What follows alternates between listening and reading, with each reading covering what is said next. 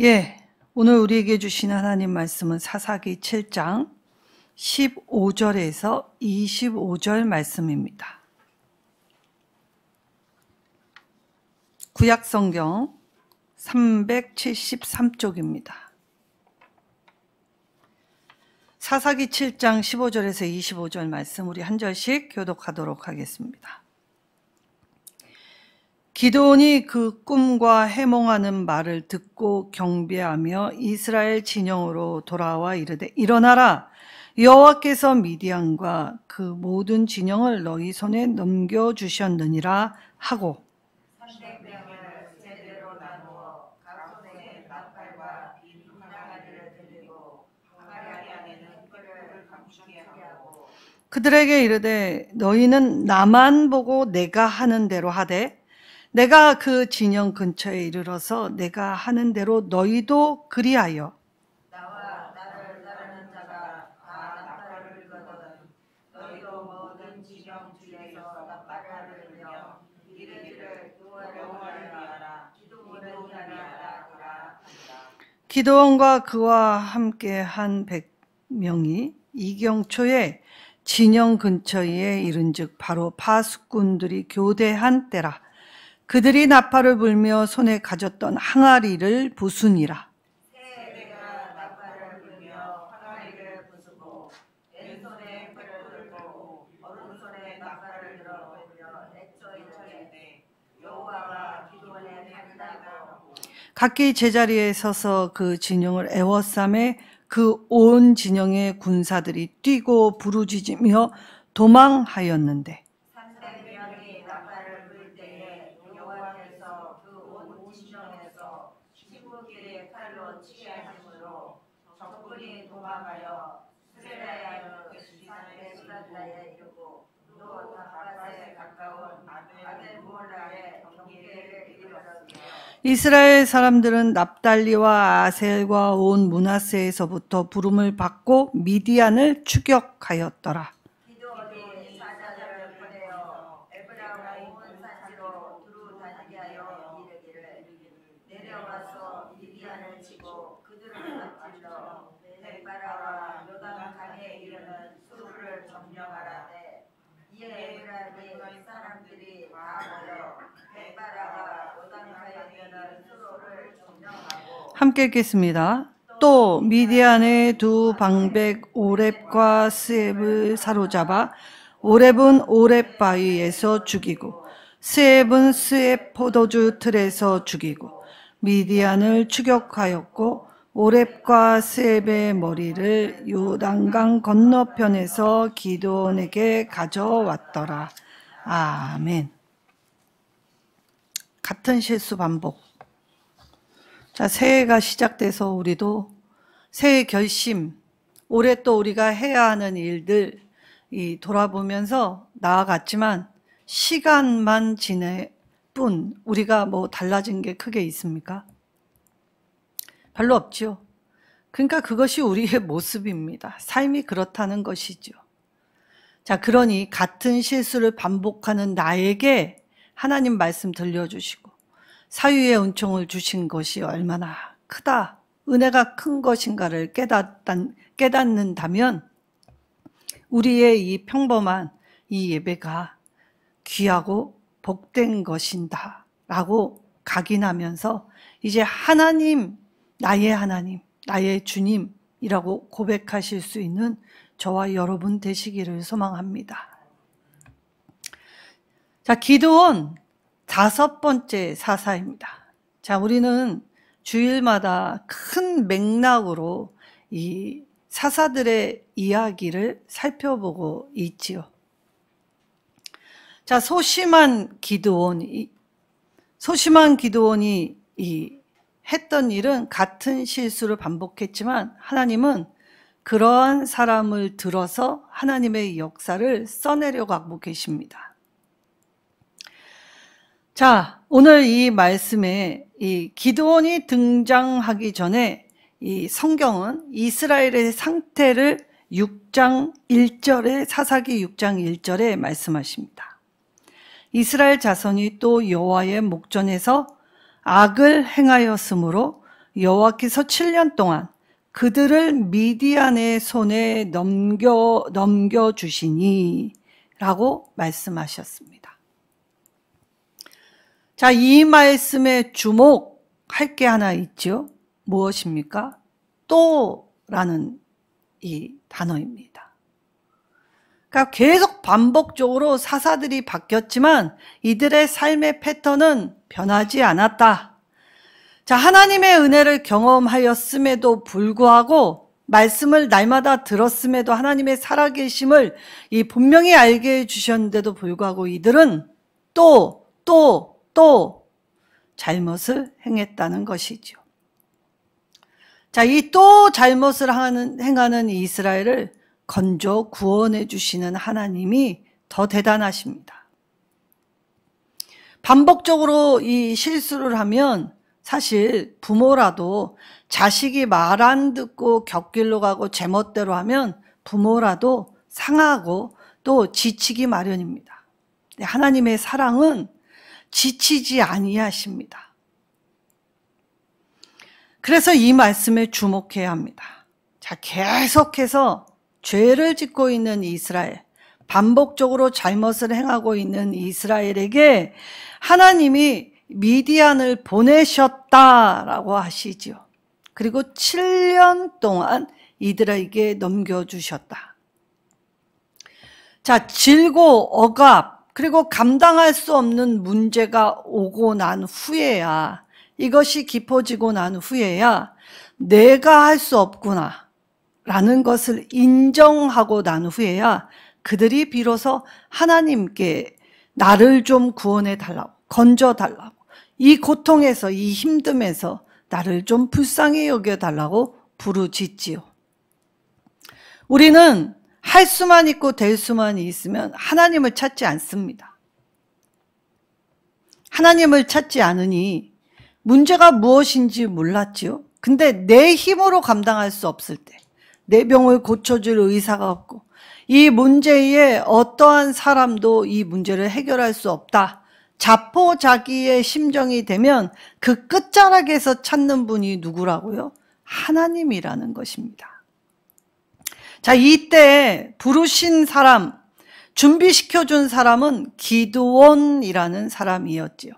자, 이 기드온이 얼마나 보잘것없는 사람인지 한번 살펴보면, 자, 생각만큼 멋진 사람, 영웅 호고를 기대하지만 하나님이 부르신 사람은 극히 미약한 자, 보잘것없는 자, 형편없는 자를 부르십니다.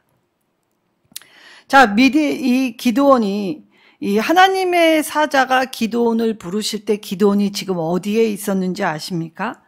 바로 포도주 틀에서 타작하고 있을 때 부르십니다. 자, 이 포도주 틀에서 타작한다라고 하니까 이게 우리의 정서상 이것이 무엇인지 깨닫지 못하는 때가 있는데, 원래 타작을 하는 건 어떤 일입니까? 자, 좋은 일입니다. 그리고 이 타작을 하는 건 이 풍성을 나누는 일이었지요.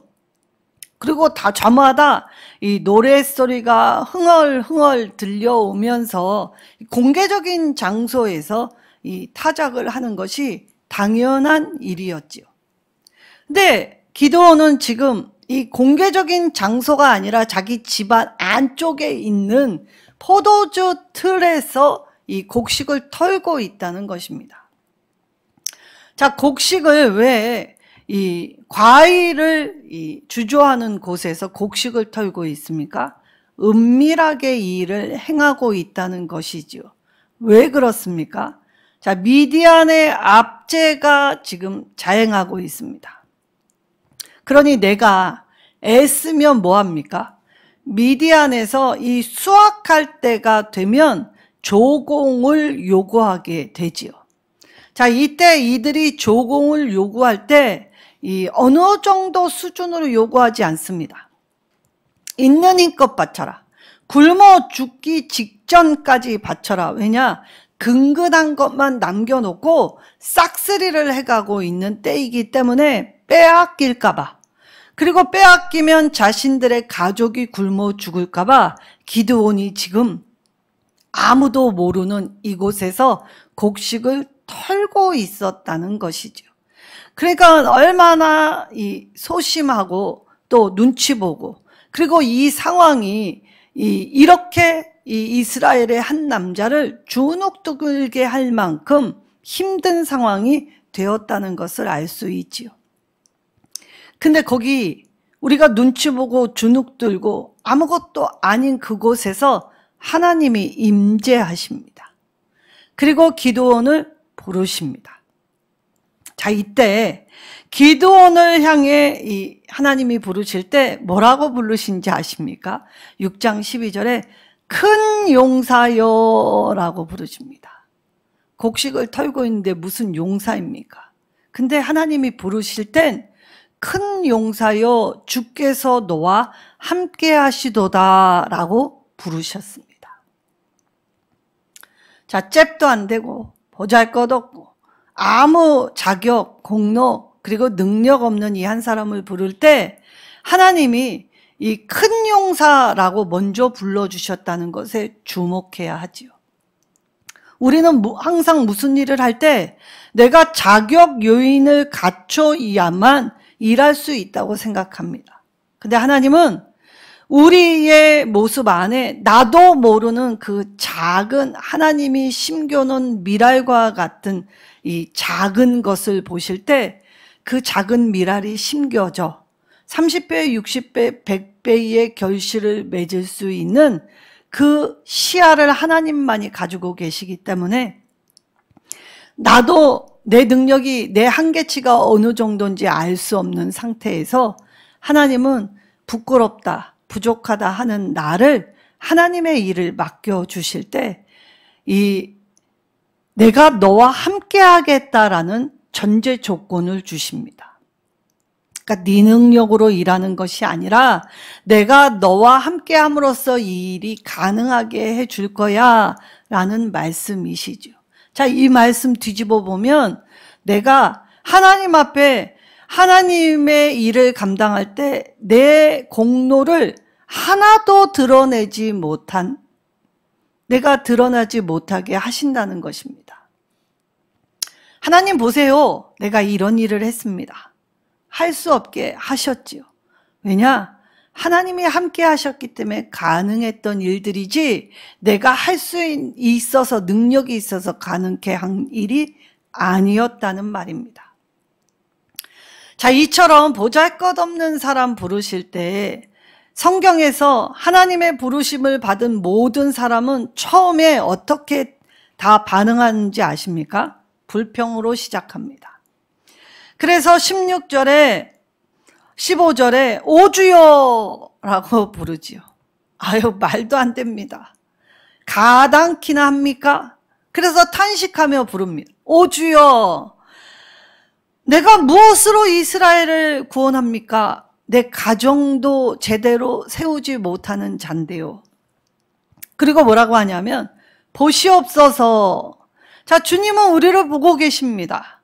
그리고 주님은 우리를 다 알고 계시죠. 속속들이 다 알고 계십니다. 주 앞에 내가 하나도 가릴 수 있는 것이 하나도 없습니다. 하나님은 내가 나를 포장한다 하여도, 내가 내 스스로를 속인다 하여도 주님은 내 속속들이 아주 깊은 곳까지, 내 내면까지 감찰하시는 분이시기 때문이죠. 근데 기드온이 하나님의 이 크신 부르심을 받으면서 보시옵소서라고 하면서, 보소서 나의 집은 므낫세 중에 극히 약하고 나는 내 아버지 집의 가장 작은 자이니이다 라고 거절합니다. 작은 자, 겸손의 표식이 아니지요. 그러니까 별 볼 일 없습니다. 하나님의 부르심 앞에서 내 부정적인 것을 먼저 앞세우지요. 그래서 난 별 볼 일 없습니다. 많이 배운 적 없습니다. 내가 무슨 능력이 있습니까? 아이고, 세상 사람들이 내가 그렇게 나가면 코웃음, 콧방귀 낄 일입니다. 자, 세상의 가치관을 들여 하나님이 하실 일을 내가 먼저 제안하고 있지요. 므낫세의 지파 중에 가장 작은 자, 내 아버지 집에 나는 약하고 그리고 누구도 주목하지 않는 내가 이 일을 감당한다고요? 아이고, 이건 있을 수 없는 일입니다. 라고 불평하죠. 자, 그때 또 16절에 이 한 사람의 씨름을 주님은 무단히도 하시면서 뭐라고 하냐면, 내가 반드시 너와 함께 하리다. 큰 용사여 주께서 너와 함께 하시도다. 라는 말 안에 확정을 주십니다. 반드시. 하나님의 약속은 사람이 주는 약속과 같지 않다라고 하면서 확고하게 내가 책임질 거야 라고 하면서 내가 미디안 사람 칠 때, 그 군대를 칠 때 마치 한 사람 치듯 하리다, 하게 될 거야 라는 이 말씀을 주십니다. 자, 하나님 앞에 순종하면 100명이 와도 1000명이 와도 한 사람이 감당한다는 것이지요. 자, 그럴 때 이제 하나님과의 줄다리기가 시작됩니다. 그래서 뭐라고 하냐면, 말씀만 하신다면 내 믿음 약함이 사실 인정할 수 없습니다. 자, 인간의 교만, 인간의 어리석음이 하나님과의 줄다리기 안에서 시작되죠. 그래서 무엇을 구합니까? 표징을 구합니다. 말씀하시는 하나님의 뜻이 진짜라면 좀 보여주옵소서. 그래서 이제 하나님이 이 기드온의 이 질문에 응답해 주시지요. 그래서 기드온이 드리는 제물에 불이 붙는, 근데 이 불이 어디서 나오냐? 바위 위에서 나옵니다. 그래서 불이 제물을 불살라 버림으로써 이 기드온이 기도한 내용에 응답을 주셨지요. 자, 말씀의 확고함 위에서 내가 너와 함께 하겠다라는 보증만큼 확실한 보증이 없는데 우리의 약함은 늘 그렇지요 주님 맞습니다 하면서도 돌아서면 잊어버리지요. 또 흔들립니다. 또 방황하지요. 또 믿을 수 없게 됩니다. 현실의 장벽이, 현실에 이 보여지는 문제가 너무 컸기에 하나님의 크심이 보이지 않았다는 말이지요. 자, 이때 내가 하나님 말씀 위에 서서 무언가를 하겠다라는 이 마음의 결단이 오기도 전에 때마침 이 아말렉과 미디안이 이스라엘을 쳐들어옵니다. 자, 이때에 말씀과 눈에 보이는 것뿐만이 아니라 하나님의 영이 기드온에게 임하셨다라고 말씀을 하십니다. 약하디 약한 우리에게 성령을 부어주셨기 때문에 오늘 주님의 영으로 충만하면 문제가 아니라 그 문제에 해결하실 주님이 보이기 시작한다는 것이지요. 그러나 우리가 말씀을 늘 배우고 훈련하고 신앙생활을 해도 삶은 보여지는 것에 약하디 약한 것이 우리이지요. 그래서 이 몰려든 적들과 이스라엘 백성들의 대치 상황에서 기드온이 또 쪼그라듭니다. 그래서 이 주님이 정말 살아계심을 다시 한번 확증해 달라고 기도합니다. 우리의 모습과 똑같지요? 그래서 기드온이 이때의 표징을 요구할 때 이 양털 한 뭉치를 가지고 오지요. 자, 그래가지고 뭐라고 기도하냐면 타작마당에다 이 양털 한 뭉치를 던져 놓습니다. 그리고 주님, 여기 양털에만 이슬이 내리고 땅 주변에는 이 마르게 해 주옵소서라고 이 표징을 요구하지요. 자, 이스라엘은 일교차가 큰 나라입니다. 그러니까 저도 이스라엘 땅에 가보기 전까지는 이스라엘 양이 얼마만큼인지 몰랐습니다. 근데 밤이 되자 이 뜨거웠던 대낮의 열기는 갑자기 너무 선선한 것으로 바뀔 때 이 이스라엘 일교차로 인해 이스라엘 양이 내릴 때 땅이 젖을 정도로, 비가 와서 땅이 젖을 정도로 이스라엘 양이 내리지요. 깜짝 놀랄 만한 양입니다. 양동이로 이 물을 부은 것 같은 이 양이 어마어마하게 내립니다. 자, 그때 기드온이 양털 한 뭉치에만 이슬이 있고 땅 주변은 마르게 해 주옵소서라고 이 확정을 요구할 때 이 약한 믿음을, 이 믿음의 사람에게 하나님은 다시 이 표징으로서 기드온의 기도에 응답해 주시지요. 자, 그렇다면 하나님이 우리의 기도에 응답을 해주신다면 고작 내 약한 믿음 때문에 요렇게 해주세요 라고 기도할 것이 아니라 더 큰 것을 구해야 하지 않겠습니까? 근데 기도는 큰 것을 구하기보다 지금 하나님의 말씀하신 하나님이 살아계시는 것, 하나님이 지금 나와 함께 계신 걸 다시 한번 내 약한 믿음 위에 이 확정을 주세요 라고 기도합니다. 그러니까 우리가 기도할 때 더 큰 것을 구하지 못한다는 건 내가 아직 믿음이 없어서 무엇을 구해야 하는지도 모르는 상태라는 것이죠. 그래서 주님은 그럼에도 불구하고 이 전쟁에 나가야 할 기드온에게 이 말씀, 이 기도를 들어주셨습니다. 자, 기드온의 마음이 어땠습니까? 기드온의 마음이 늘 하나님의 이 임재와 하나님의 이 확실함을 보고 들었음에도 불구하고 기드온은 늘 번번이 이 마음이 흔들리기 시작합니다. 자, 적들과 대치할 때, 그래서 이 기드온이 다시 한번 하나님이 표징을 보여줬는데도 믿지 못할 때, 흔들릴 때 뭐라고 합니까? 이번에는 반대로 하나님, 이 양털은 마르고 주변의 땅은 이 적게 해 주옵소서라고 다시 기도합니다. 자, 이 말도 안 되는 요청. 사실 하나님이 이런 기도에 응답하실 필요가 있습니까? 근데 하나님이 이번에도 기드온의 요청에 응답을 해서 보여주십니다.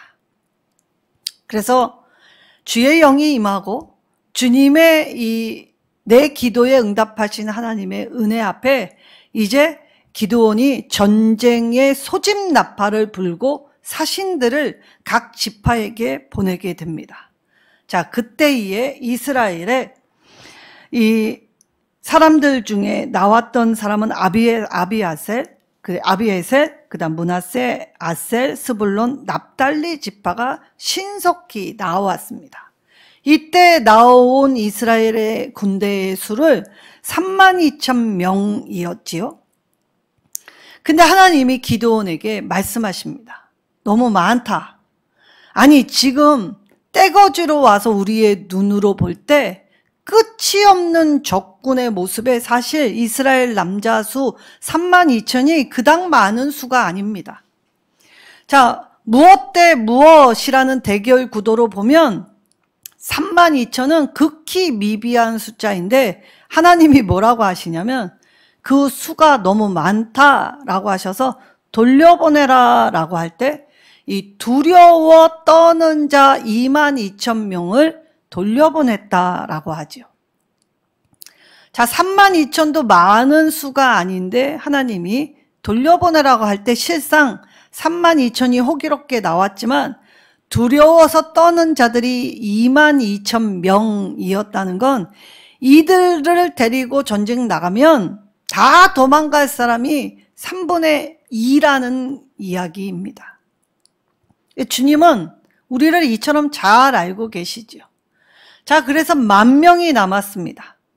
자, 10,000명도 이 전쟁 있을 수 없는 전쟁인데 주님이 이번에 이 10,000명을 이 물을 떠 마시는 시험을 통해서 거르십니다. 자, 물을 마시는 그 모습을 통해 혀로 핥는 자는 돌려보내고 물을 떠먹은 사람, 손으로 이렇게 떠서 먹은 300명만 남기십니다.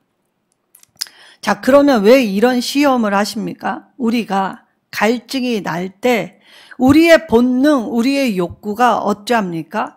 자, 내가 무언가 필요할 때, 내가 지금 목이 마른데 물이 코앞에 있을 때 어떻게 합니까? 무작정 달려들어 내 목마름을 해결하는 일. 그래서 머리를 박고 이 개처럼 혓바닥으로 핥는다라는 말은 아무 생각 없이 내 욕구를 채우는 일을 하는 성급한 사람들 돌려보내라는 것입니다. 자, 내가 목이 너무나 마른데도 불구하고 그 욕구를 해결할 수 있는 앞에서 이 손으로 이것을 받쳐서 떠먹는 행위는 이 사람의 기질과 성품이 이처럼 다른데 신중한 이 모습을 볼 수 있지요. 그래서 신중한 사람 300 남기고 이 10,000명 중에 다 돌려보내라. 자, 우리가 뭐 고대 역사에 이러한 전쟁 우리도 많이 보아왔습니다. 있을 수 없는 전쟁은 결코 아니었지요. 그래서 300 남기고 돌려보내라는 여호와의 말씀에 순종은 했는데 이제 이 지도자인 기드온이 또 다시 흔들리기 시작합니다. 현실의 상황 속에서. 자, 그러니까 이제 하나님 300 가지고 나아가라는 건 내가 아무리 주의 영으로 충만하고 아무리 내 기도에 하나님이 응답하신다고 해도 난 이거 가지고 너무 힘들 것 같은데요 하고 자기 있는 마음 그대로 다시 하나님께 기도하지요. 자, 그리하여 주님께서 이 기드온의 두려움에 사로잡힌 이 마음에 또다시 표징을 보여주십니다. 그러니까 이 소심하고 약한 기드온은 표징을 보지 않으면 움직일 생각조차 안 한다는 것입니다. 그러니까 하나님은 다 눈높이 교육으로 이 각자에게 맞는 신앙을 주셨다는 것입니다. 근데 우리가 이러한 모습을 보면 우리가 쟤 보면 참 믿음 없고 약한데 왜 하나님이 표징 보여주시지? 라고 얘기하면 우리가 은사에 한다고 한다면 약하기 때문입니다. 그런 거 안 보여줘도 하나님 말씀 믿고 굳건하게 나아가는 사람들이 더 많다는 것이지요. 이때 이 기드온이 너무 두렵지요. 300명 데리고 나아가라니까. 그래서 몰래 밤에 적군의 진영에 침투하여 동태를 살짝 살펴보고 있는데 이 놀라운 표징을 보여주실 때 적들이 하는 말을 듣게 하십니다. 근데 이들이 하는 이 말이 무엇이었습니까? 한낱 꿈 이야기였습니다. 이 미디안 군사 2명이 내가 어제 꿈을 꿨는데 이런 꿈을 꿨어 라고 하는데 보리떡 한 덩이가 미디안 진영에 떼굴떼굴 굴러와서 이 한 장막에 이르러 그 보리떡 한 덩이가 장막을 쳐서 무너뜨리는데 그 위력이 얼마나 대단한지 장막이 무너졌대 라는 말을 할 때 뭐라고 하냐면 이는 기드온의 칼이다 라고 말하는 소리를 들었습니다. 자, 이쯤 되면 꿈 얘기라고 해도 허무맹랑한 이야기로 들릴 수 없지요.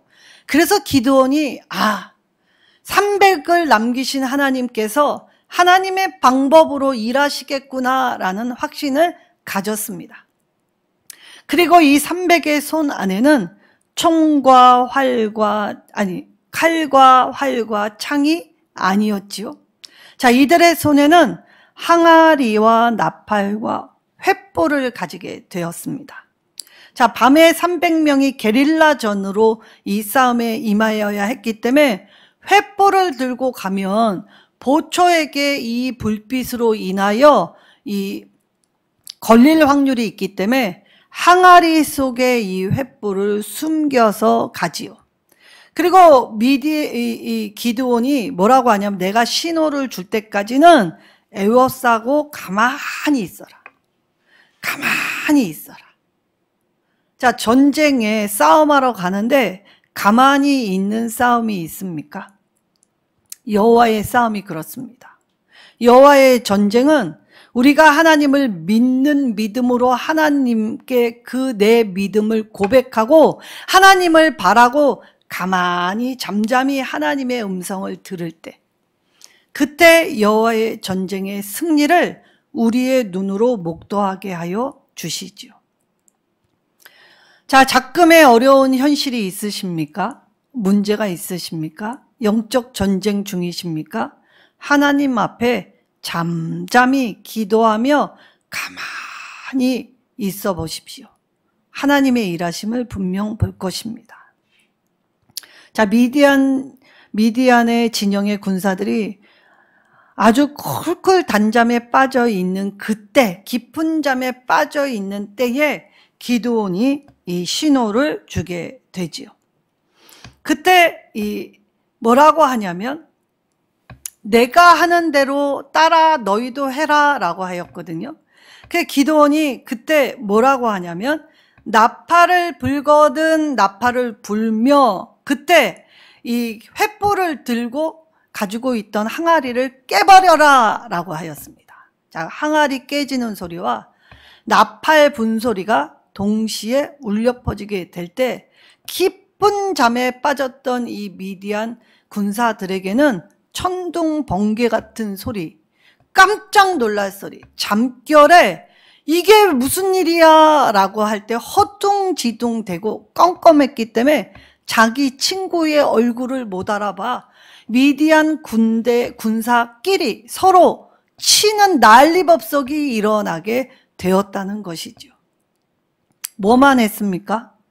잠잠히 애워싸서 하나님만 바라보았습니다. 그리고 하나님의 때를 기다렸고 하나님의 때가 임할 때에 지도자가 나팔 불 때 같이 나팔 불고 들었던 이 항아리를 깨부실 때에 하나님이 이 전쟁에서 스스로 서로 죽이는 것을 목도하게 하였죠. 그리고 이들은 무엇을 합니까? 하나님이 우리와 함께 하셨다라고 하여 여호와와 기드온의 칼이다 라고 외쳤습니다. 찬양했다는 말이지요. 하나님의 전쟁은 우리의 찬양 개가 소리로 이기게 하십니다. 자, 계시록의 아마겟돈 전쟁도 어떠합니까? 바로 이렇습니다. 적들이 대적하여 진칠지라도 두려워하지 말아야 할 것은 이 마지막 때의 마지막 전쟁은 우리가 힘겹게 나가는 싸움이 아니지요. 예수님 홀로 나가십니다. 그리고 그들 스스로 서로를 치며 자멸하는 것을 목도하게 하시지요. 대승을 거뒀습니다. 여기에 손 하나 댄 것이 없습니다. 거저 얻은 은혜이지요. 적들 스스로 당황하여 쳐서 죽여 자멸한 결과를 맞이하였지요. 자, 이때 기드온이 이 도망치는 미디안 군대를 놓치지 않고 끝까지 추격하면서 에브라임 지파에게 뭐라고 하냐면 요단강 길목을 지키었다가 이 퇴각하는 미디안 군사를 쳐서 없애라라는 지령을 내립니다. 그리고 마지막 끝까지 이 일을 완수할 때에 이 미디안의 이 수장 둘을 오렙과 스웹을 죽임으로써 이 전쟁의 후환을 남기지 않고 깔끔하게 정리를 하였지요. 자, 하나님의 방법으로 하나님의 때에 하나님의 전쟁을 이기게 하셨습니다. 자, 하나님이 왜 300만 남기고 다 돌아가라 하셨는가? 바로 이 대승을 얻고 난 후에 우리 스스로 하나님의 은혜를 저버리고 자랑치 못하게 하기 위함이었습니다. 철저히 하나님이 하셨음을 보고 증명할 수 있게 하시기 위해 소수로 일하셨지요. 자, 그러면 왜 외부에서 오는 적은 이렇게 대승을 거두면서 이 문제를 해결하였지요. 근데 더 큰 문제가 발생하였습니다. 자, 외부의 적을 처리하고 난 후에 이제 이 전쟁에서 이 공로와 자격 유무로 내가 했다 스스로 자랑하는 사람들이 생겨나기 시작했다는 것이죠. 누구였습니까? 에브라임 지파였습니다. 야, 이쯤 되면 에브라임의 뻔뻔함은 진짜 말로 형용할 수 없을 정도입니다. 자, 다 밥상을 다 차려놓고 나니 숟가락만 얹어서 먹었을 뿐인데 마치 자기가 다 한 일인 양 생색을 내고 자기들을 대접하지 않는다고 오히려 화를 내고 있지요.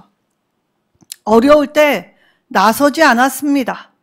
자, 추위를 지켜보고 이길 것 같으니까 그제서야 끝자락에 이 일에 동참 한 척만 했는데 이 일이 다 마무리 짓고 난 후에 뻔뻔하게 내가 이 일에 마무리를 했다라고 할 때 참 우리는 이게 인간인가라는 싶은 마음이 들겠지요. 그런데 소심한 기드온도 약점은 소심할지는 몰랐어도 늘 하나님의 은혜를 경험하고 표징을 구하는 약점은 있었어도 그에게 있는 장점이 있습니다. 이 뻔뻔한 사람을 향해 자기가 하나님 앞에 받은 은혜를 기억할 때 나도 이들처럼 어쩌면 하나님 앞에 뻔뻔하지 않았을까라고 깨달았을지도 모르겠습니다. 그래서 기드온의 장점, 이 뻔뻔한 사람을 네가 인간이냐?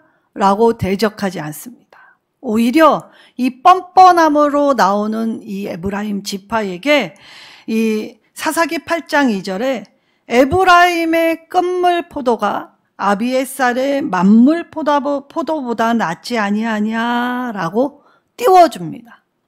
그러니까 자기가 다 했지만 네가 한 거야. 그래, 네가 마무리를 잘 져줬기 때문이야 라고 화해하며 더 큰 공로를 이 자신의 공로로 여기지 않고 상대에게 전가시켜 주면서 화합과 화해로 이 전쟁의 내부에서 일어날 이 일들을 잘 마무리하였지요.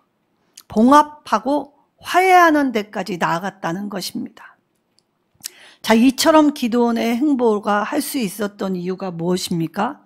바로 하나님이 한 걸음 한 걸음 그가 사사의 직무를 수행하면서 그가 깨닫게 하시고 하나님의 영으로 충만할 때 그의 삶이 변화되었음을 보여주는 산 증거가 됩니다.